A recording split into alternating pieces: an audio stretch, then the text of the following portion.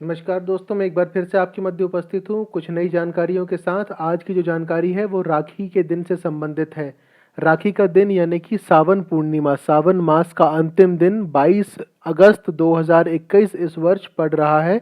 उस दिन आपको राखी कितने समय बांधनी है और उसके अलावा आप कौन सा और उपाय उस दिन कर सकते हैं जिससे कि आपको लाभ मिल सके, आपके परिवार को लाभ मिल सके, जानकारी मैं आपको आगे देने वाला हूँ।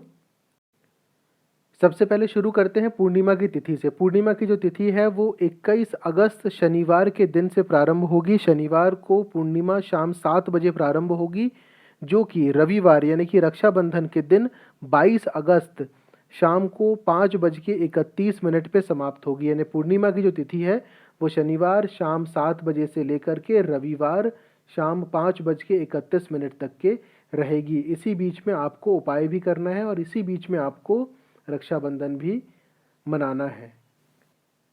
दोस्तों, पूर्णिमा की तिथि के साथ साथ भद्रा काल भी प्रारंभ हो जाएगा, जो कि शनिवार शाम 7 बजे से प्रारंभ होकर के रविवार 22 अगस्त प्रातः 6:12 तक के रहेगा। ये भद्रा काल है। सामान्यतः भद्रा काल में हम कोई भी शुभ कार्य नहीं करते, कोई शुभ कार्य प्रारंभ नहीं करते हैं, क्योंकि ये बहुत ही अशुभ समय माना जाता है जिसमें कि सफल होने की संभावना काफ़ी कम होती है। लेकिन ऐसे समय भी कुछ कार्य किए जा सकते हैं जिसकी जानकारी मैं आपको किसी और वीडियो में बाद में दूंगा। एक बात और बता दें आपको कि बहुत से लोगों के मन में शायद ये विचार आ सकते हैं या ये प्रश्न आ सकता है कि भद्रा काल अगर है तो हम इसमें उपाय कैसे कर सकते हैं। दोस्तों, उपाय करना और पूजा पाठ करना सामान्य तौर पे ये दोनों ही एक अलग अलग चीज़ें होती है। उपाय जो रहता है वो एक विशेष श्रेणी में आ जाता है, जो कि हम विशेष मुहूर्त यानी कि शुभ मुहूर्त की गणना करने के बाद ही करते हैं। ग्रहों की स्थिति के हिसाब से हम चीज़ों को करते हैं। और सामान्य पूजा का मतलब है कि जो हम अपने घर में रोज करते हैं, जिसके लिए हमको मुहूर्त देखने की कोई ज़रूरत नहीं होती है। यहाँ पर भी जो शनिवार का दिन है भद्रा काल तो रहेगा, लेकिन जो मैं आपको बताने वाला हूँ वो चीज़ आप कर सकते हैं, क्योंकि पूर्णिमा की तिथि है। पूर्णिमा की तिथि कभी भी पड़े, आप ये सामान्य विधि जो है ये आप कर सकते हैं। क्योंकि पूर्णिमा हर 15 दिन में आती है। 15 दिन में आने के कारण से जो चीज़ें हम पूर्णिमा में कर सकते हैं वो हर 15 दिन के बाद ही हम दोहरा सकते हैं। इसीलिए इसे हम सामान्य श्रेणी में ही रखते हैं और सामान्यतः आप ये सब चीज़ें कर सकते हैं। चूँकि दोस्तों दिन शनिवार का है, शनिवार का दिन यानी कि शनिदेव से संबंधित है, और अगर शनिदेव की कृपा आपको चाहिए है तो आप शनिदेव की पूजा कर सकते हैं या फिर बजरंग बली की। और अगर बजरंग बली की कृपा आपको प्राप्त करना हो तो प्रभु श्री राम का नाम आप अवश्य लें, आपको और किसी चीज़ की ज़रूरत नहीं पड़ेगी। इस शनिवार भी कुछ ऐसा ही करेंगे हम।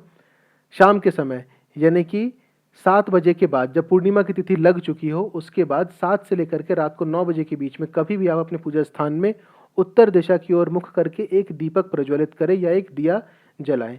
ध्यान रहे, ये पहला दिया है जो आपको जलाना है, जिसमें कि आपको चमेली के तेल का प्रयोग करना है। अगर चमेली के तेल नहीं है तो आप सामान्यतः जो तेल आप घर में खाने के लिए उपयोग में लाते हैं उसका भी आप प्रयोग कर सकते हैं। चूँकि ये बजरंग बली से संबंधित है, इसीलिए चमेली के तेल का उपयोग आपको बताया जाता है। अगर नहीं है तो आप दूसरा भी ले सकते हैं। तेल का दिया जब आप प्रज्वलित कर लें तो उसके बाद वहीं पर आपको प्रभु श्री राम का 11 बार स्मरण करना है। जय श्री राम, जय श्री राम। इस प्रकार से आपको 11 बार स्मरण करना है। जब ये हो जाए तो उसके बाद आपके स्क्रीन पे जो बजरंगबली का मंत्र अभी दिखाया जा रहा है, मैं आपको पढ़ के भी बताऊंगा, मंत्र पढ़ने में गड़बड़ी मत करिएगा कभी। उसका आपको 21 बार जाप करना है। मंत्र कुछ इस प्रकार से है जो आपके स्क्रीन में चल रहा है। ओम श्री राम दूताय नमः, ओम श्री राम दूताय नमः। इस मंत्र का आपको 21 बार जाप करना है। इतना करने के बाद जो लोग प्रतिदिन हनुमान चालीसा का पाठ करते हैं वे हनुमान चालीसा का एक बार पाठ कर सकते हैं। जो नहीं करते हैं, अगर वो करना चाहें तो भी वो कर सकते हैं। ये सब सामान्य पूजा की श्रेणी में ही आता है। उसके बाद जब आपका पाठ हो जाए हनुमान चालीसा का, अच्छा हाँ, एक ज़रूरी बात और आपको बता दें कि जो लोग हनुमान चालीसा का पाठ करते हैं या जो लोग करना चाहते हैं, कभी भी बजरंग बली से संबंधित कोई भी पूजा पाठ अगर आप प्रारंभ कर रहे हैं तो उसके पहले कम से कम 5 या 11 बार प्रभु श्री राम का नाम अवश्य लें। जय श्री राम, जय श्री राम। इस प्रकार से कम 5 या 11 बार प्रभु श्री राम का नाम अवश्य लें। और जब पूजा समाप्त हो जाए तो उसके बाद भी प्रभु श्री राम के नाम का स्मरण अवश्य करें। आपकी पूजा निस्संदेह सफल होगी ही होगी, क्योंकि जहाँ प्रभु श्री राम का नाम है बजरंगबली वहाँ पर उपस्थित होंगे ही होंगे और अपनी कृपा दृष्टि अवश्य रखेंगे। छोटी सी बात है, ध्यान रखें, तो आपको ही इसमें फ़ायदा मिलेगा। इतना हो जाने के बाद आप बजरंगबली से, प्रभु श्री राम से, भोलेनाथ से अपनी पूजा में किसी भी प्रकार की गलती अगर हुई हो आपसे, उसके लिए क्षमा प्रार्थना करें तथा उनसे आशीर्वाद की कामना करें। इतना छोटा सा था जो आपको विधि करनी है। कब? शनिवार के दिन। समय आपको बता दिया गया है। इसके बाद, ये तो हो गई पहली विधि। इसके बाद अपन चलते हैं दूसरी विधि की तरफ। दूसरी विधि जो है वो भी आपको शनिवार के दिन ही करना है, चूंकि पूर्णिमा का दिन है, पूर्णिमा की रात भी मिल रही है। माँ लक्ष्मी को खीर का भोग अवश्य लगाइएगा, जो लोग लगा सकते हैं। और जो लोग सक्षम नहीं हैं, चाहे वो किसी भी प्रकार से असक्षम क्यों ना हो, जैसी भी समस्या हो, कम से कम शक्कर के 2 दानों का भोग अवश्य लगाइएगा माँ लक्ष्मी को। पूर्णिमा का दिन है और ये चीज़ आप हर पूर्णिमा में करिए। मैं अपने पुराने वीडियो में भी ये चीज़ बोलते आया हूँ, दोहराते आया हूँ, आज फिर कह रहा हूँ कि ये सब चीज़ें आप बिल्कुल हर पूर्णिमा को करिए। फ़र्क आपको देखने को मिलेगा। बदलाव आपके जीवन में किस प्रकार से आएगा ये आप खुद देख पाएंगे। साथ में अपने कर्म हमको अच्छे रखने ही हैं, क्योंकि हमारे जीवन में जो भी कुछ घटित या फलित होता है उसमें हमारे कर्मों का बहुत बड़ा योगदान होता है। अच्छे कर्म करेंगे तो बुरे से बुरे संकट में या बड़े से बड़े खतरे को भी भगवान टाल देते हैं, अगर कर्म अच्छे हैं तो। इसलिए कर्म हमेशा अच्छे रखिए। तथा दोस्तों, ऐसे भी कुछ लोग होते हैं जो कि शारीरिक रूप से असमर्थ होते हैं चलने फिरने में, या पूजा स्थान तक नहीं आ सकते हैं।